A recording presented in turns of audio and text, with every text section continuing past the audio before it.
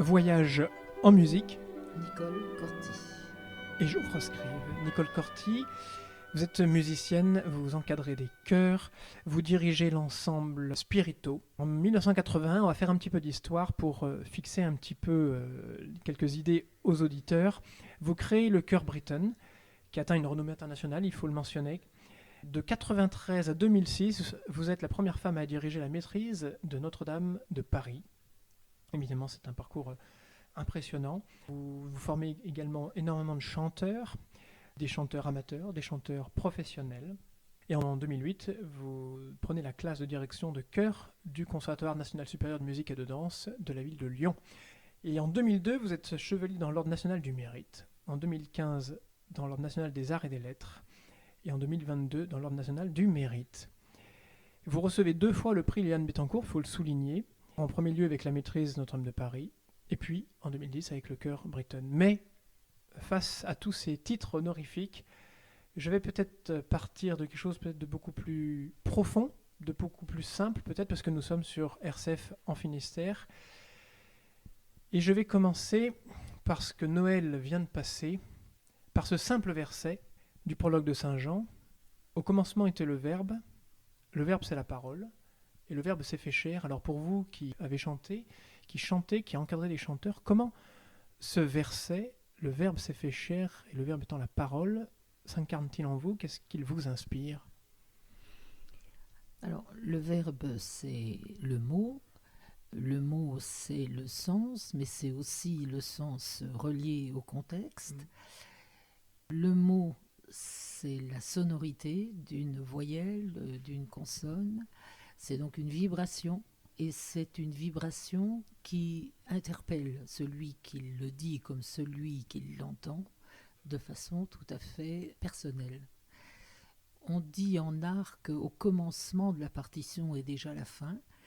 Tout l'art de l'artiste est de tracer ce chemin qui débute par une note, un accord, un rythme, et d'arriver à une fin en empruntant des ruisseaux, des fleuves, donc de toute façon des lieux d'énergie pour arriver à la fin. Donc oui, une œuvre musicale commence par un phénomène de quelque nature qu'il soit, et l'artiste a cette mission de conduire la route qui va mener à sa propre fin.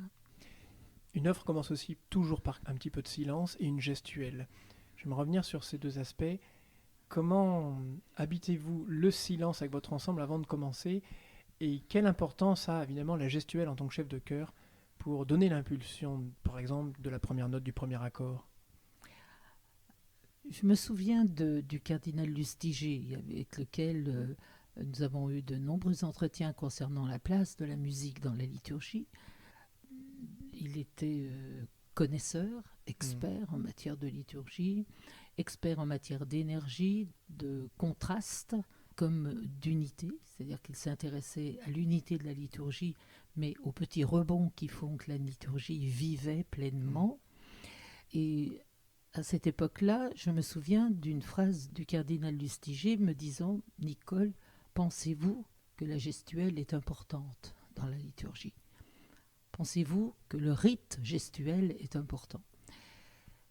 En musique, alors évidemment la réponse il la connaissait, mais en musique, le geste doit être avant tout musique.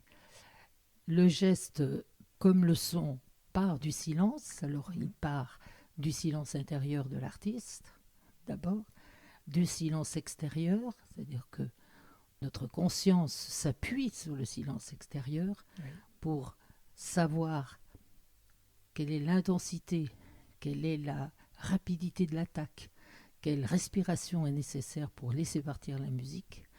Donc le geste n'est qu'un reflet de l'ensemble de ces sensations, de ces pensées. Le geste se fait verbe, et s'il est possible, comme le disaient certains professeurs de technique de direction il y a longtemps, le geste ne devrait pas faire de bruit. Il devrait aider la musique à se réaliser. Je sais que vous avez pu rencontrer Sergiu Celibidache. Est-ce que c'était lui qui vous disait ça, par exemple, ou y a-t-il un adepte de cette... Il l'incarnait, mais il n'en parlait pas. Non, il partait de la partition. Quels ont été vos rapports avec lui Oh, très, très peu fréquents. Je l'ai connu assez tardivement parce qu'à Paris, il recevait des jeunes musiciens le mardi, si mes souvenirs sont bons, chez lui. Tout le monde pouvait y venir. Il suffisait de se retrouver à 14h en bas de son immeuble. Il ouvrait la porte à 14h et il donnait un cours de direction ouvert à tous. Ça rappelle un peu les leçons du Quai de Dreyfus? Absolument, absolument. Donc c'est à cette occasion que j'ai pu, assez tardivement, je ne me souviens plus à quelle période exactement, le voir plusieurs fois. Mais je l'ai vu diriger par des vidéos. J'ai beaucoup entendu le résultat de sa conception musicale. Et je dois dire qu'elle est extrêmement inspiratrice parce qu'elle est justement à la croisée d'une vision objective qui révèle une conscience musicale de très très haut niveau et de l'ouverture totale à la sensorialité et à la spiritualité. Parlons aussi de la voix. Quand on vous voit diriger, que ce soit également en concert ou par le biais des vidéos, évidemment, il y a un rapport de la voix entre le corps et puis je pense aussi au cœur, au souffle. J'ai abordé un simple facette peut-être technique de notre conversation, mais êtes-vous en lien peut-être avec des chercheurs ou des scientifiques, des médecins, par rapport au fait de connaître mieux la voix humaine? Parce que je n'oublie pas qu'un cœur composé de différentes personnes, ce sont des voix différentes, chacune différente, mais qui produisent une œuvre commune. Alors y a-t-il des recherches en la matière, et vous qui êtes dans le milieu depuis si longtemps, le fait de n'avoir, si je puis dire, qu'une seule voix émanant de plusieurs, vous étonne-t-il encore? Alors, le chœur Spirito a été doté il y a 3 années d'une mission supplémentaire qui est le Centre national d'art vocal. Dans le cadre de ce centre d'art vocal, nous avons une mission particulière qui est originale à ce centre, puisqu'il y en a 5 autres en France, qui est la recherche scientifique précisément. D'accord. Donc nous avons un comité scientifique qui est composé de membres de personnalités scientifiques, de personnalités musicales.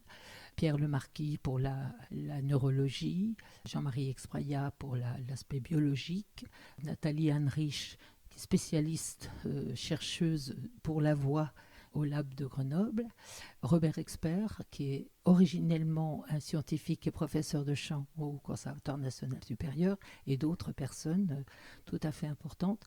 Dans ce cadre-là, nous avons vocation à éclairer les utilisateurs de la voix, que ce soit les chanteurs, les chefs de chœur, chanteurs amateurs ou professionnels et chefs de chœur, pour permettre à la pratique artistique vocale de s'appuyer sur des données objectives qui nous sont livrées assez généreusement depuis plusieurs années par la science.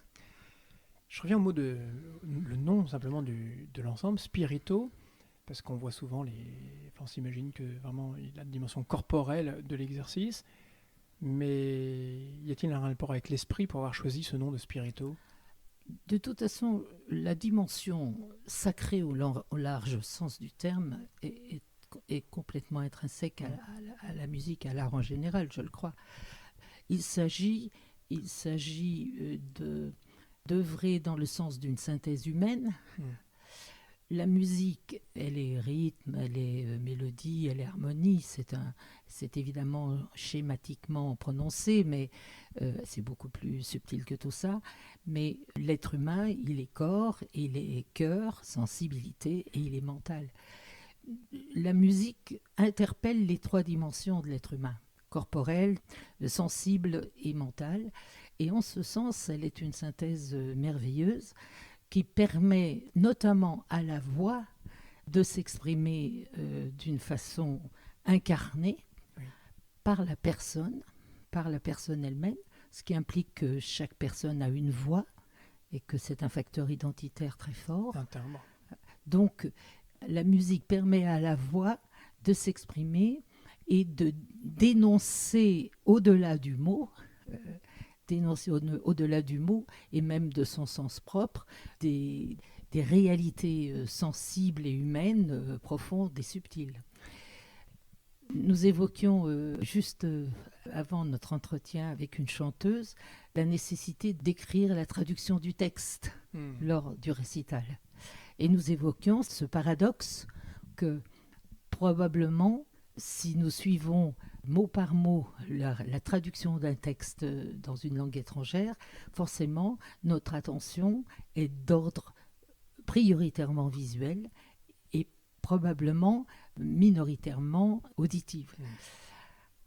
L'autre question est de savoir si la compréhension immédiate du sens a la primauté dans ce moment. Oui. Est-ce que ça n'est pas plutôt une perception globale qui laisse dire à la musique comme étant une synthèse mélodique, harmonique, rythmique, qui laisse dire des émergences qui elles-mêmes créent ce qu'on appelle scientifiquement l'empathie.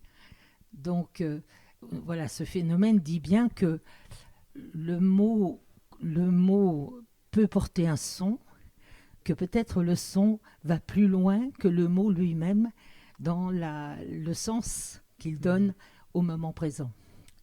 Cela est-il le fruit de votre expérience, mais est-il aussi le fruit de votre expérience de pédagogue? Parce que je sais que vous avez vraiment mis l'accent sur la pédagogie comme sur la direction dans votre carrière. Est-ce que c'est la pédagogie, c'est-à-dire l'exercice avec des élèves qui vous a montré un petit peu cette voie-là ou cette attention nécessaire, cette écoute nécessaire?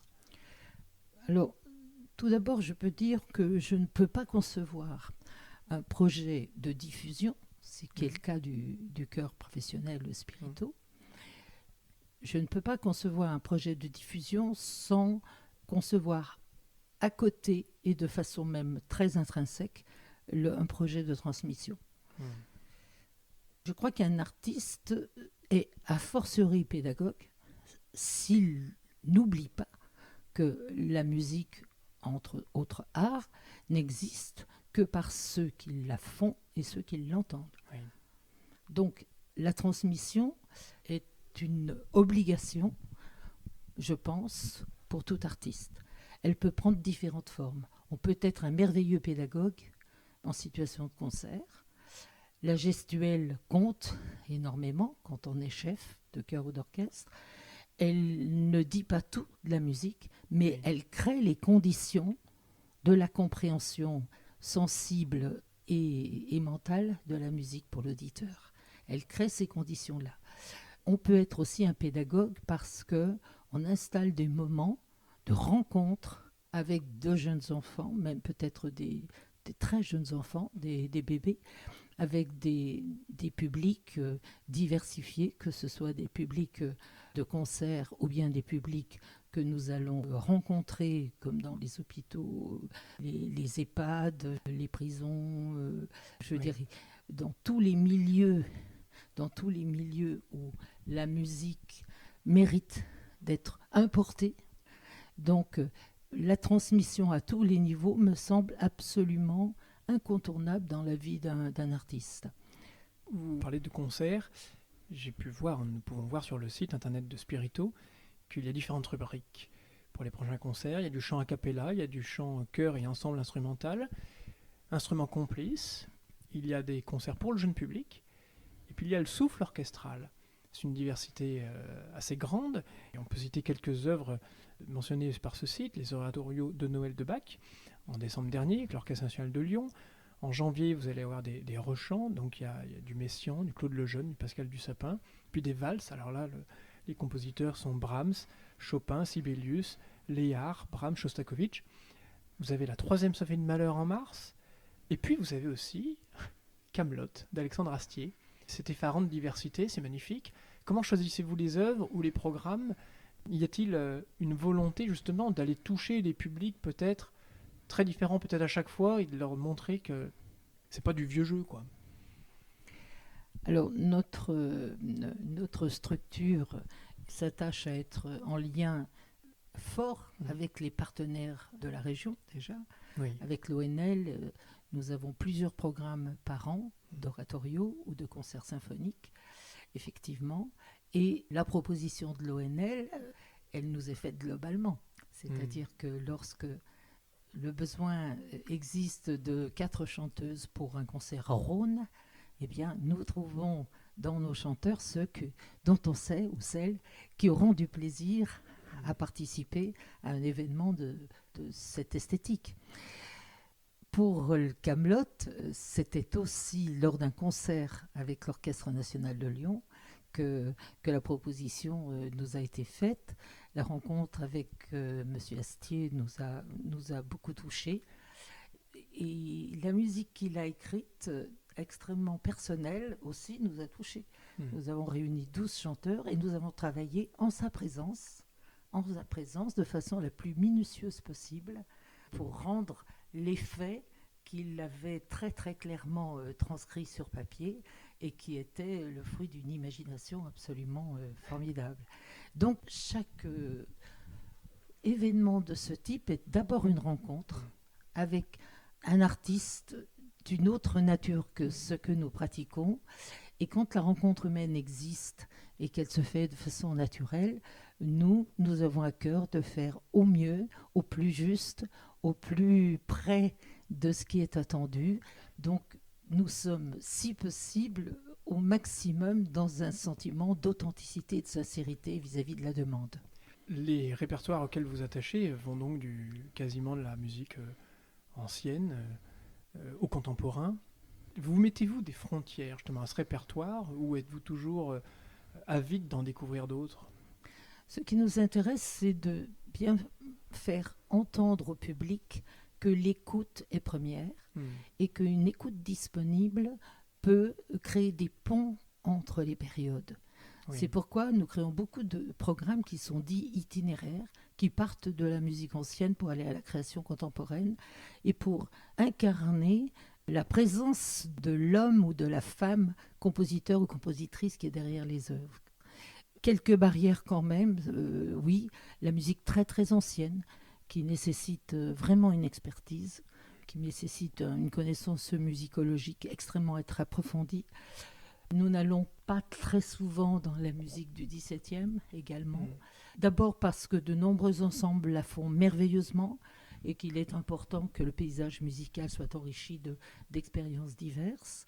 Et puis ensuite parce que cela demanderait aujourd'hui une honnêteté intellectuelle parfaite qui devrait s'appuyer sur des études et des recherches même personnelles en ce qui me concerne. Oui.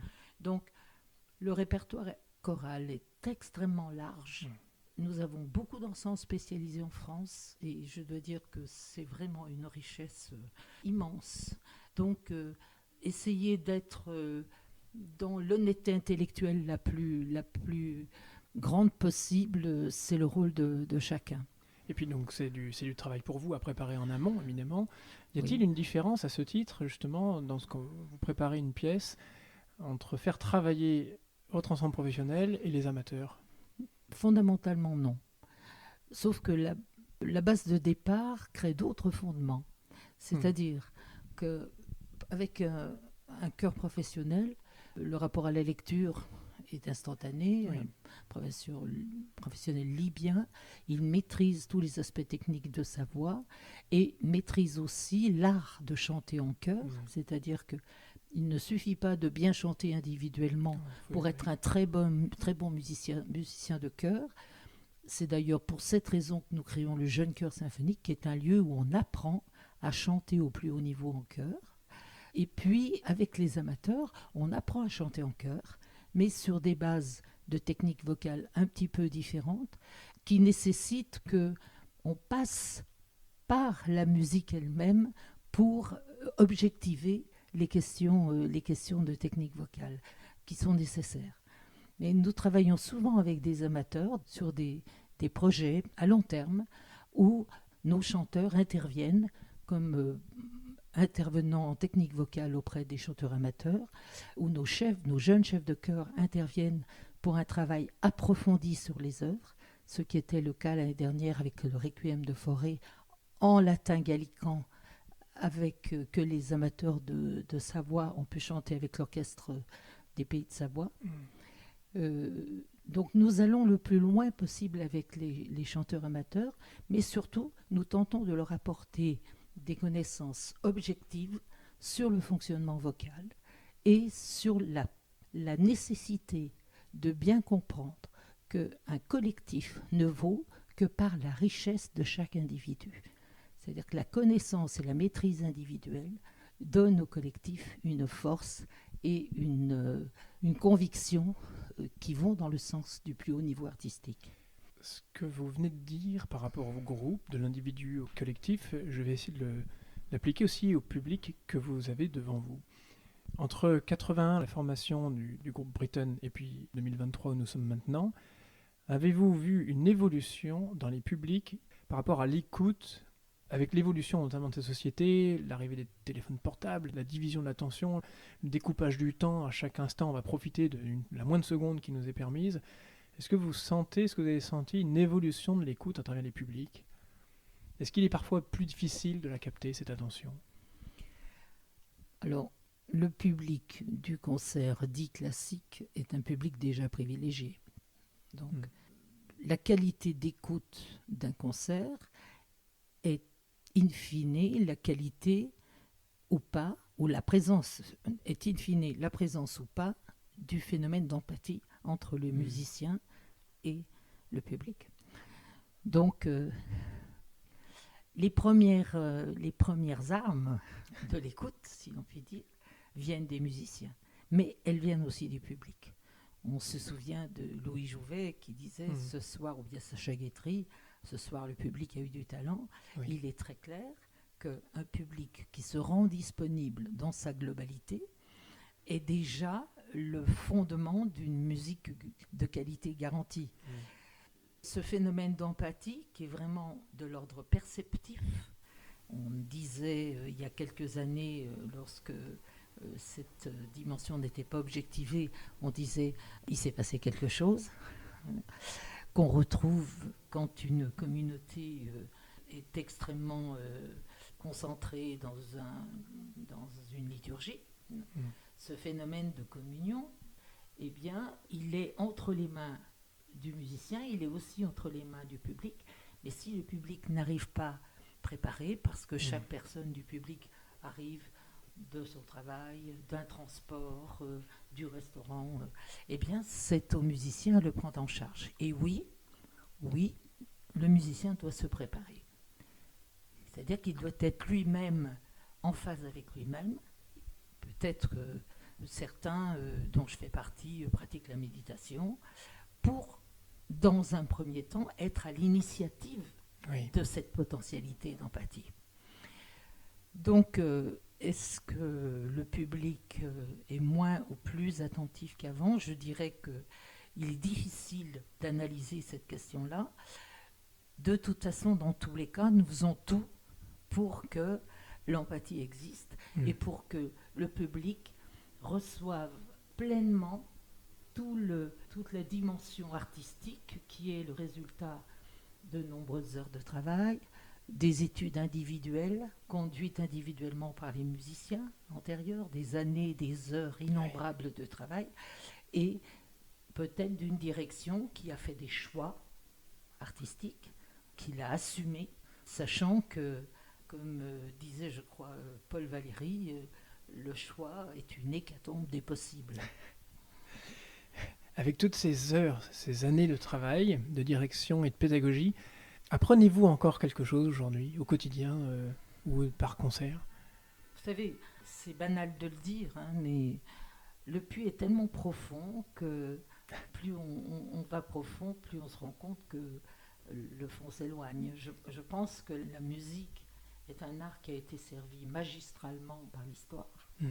Que contrairement aux musiciens du XIVe ou du XVe siècle, ils n'avaient que peu de références auditives à leur disposition pour construire leur langage.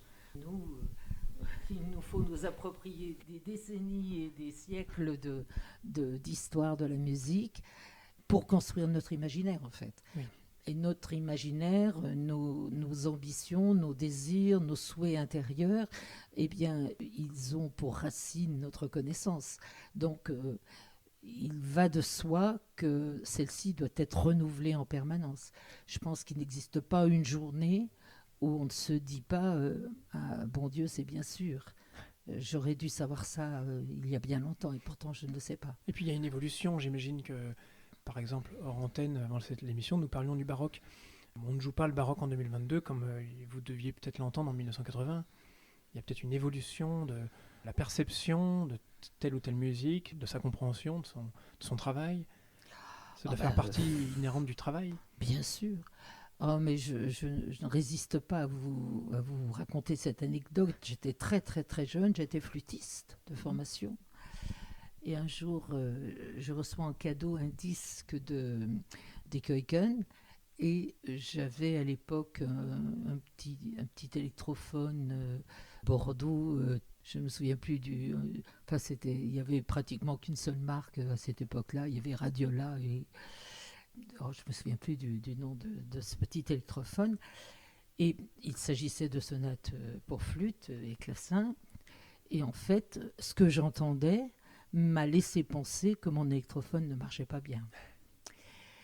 Parce que les lignes étaient interrompues, parce qu'il y avait des enflés, Et lorsque mon ami m'a dit « Est-ce que tu as écouté ce disque ?» Je lui ai dit « Tu sais, je crois qu'il faut que je l'écoute ailleurs. » Et là, il a souri, il m'a dit « Mais écoute, réécoute-le bien.